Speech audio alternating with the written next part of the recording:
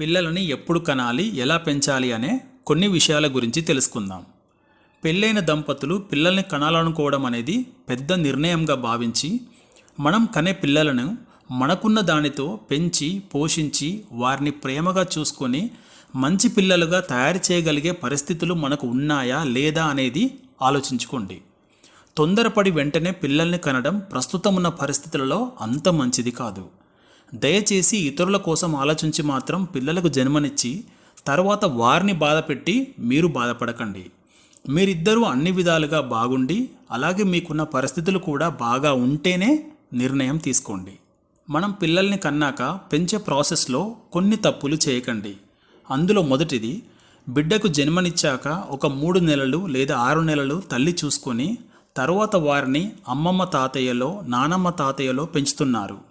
ఈ విషయాన్ని చాలా పెద్ద మనసుతో ఆలోచించండి. పిల్లల్ని తల్లిదండ్రులే పెంచాలి, తల్లే పాలిచ్చి పెంచాలి. వేరే వారి దగ్గర డబ్బా పాలతో పెరగకూడదు.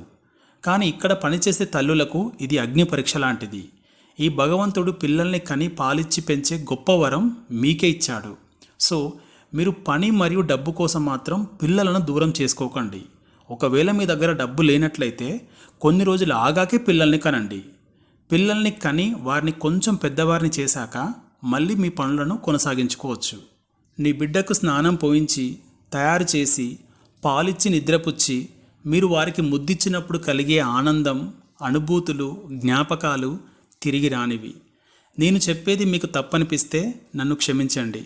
నా అనుభవం ప్రకారం నాకు అనిపించింది మాత్రమే మీకు చెప్తున్నాను. తల్లిదండ్రులు తీసుకునే మరో నిర్ణయం పిల్లలను చిన్నతనంలోనే హాస్టల్లో జాయిన్ చేయడం. మనకున్న ఎన్నో కారణాల వలన మనం ఈ నిర్ణయం తీసుకుంటున్నాం. కానీ చిన్న వయసులోనే పిల్లలను హాస్టల్లో జాయిన్ చేయడం మాత్రం కరెక్ట్ కాదు.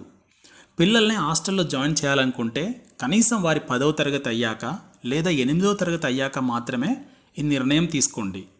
పిల్లలు ఇంటి దగ్గర ఉంటే ఫోన్స్ వాడుతున్నారు, అల్లరి చేస్తున్నారు, చదువుకోవడం లేదు, పాడైపోతున్నారని మాత్రం హాస్టల్స్లో వేయకండి.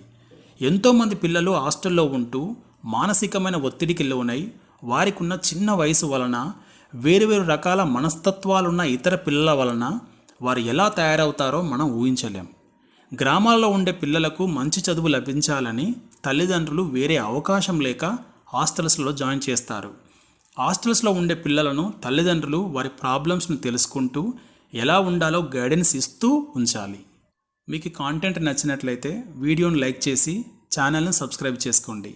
Thank you.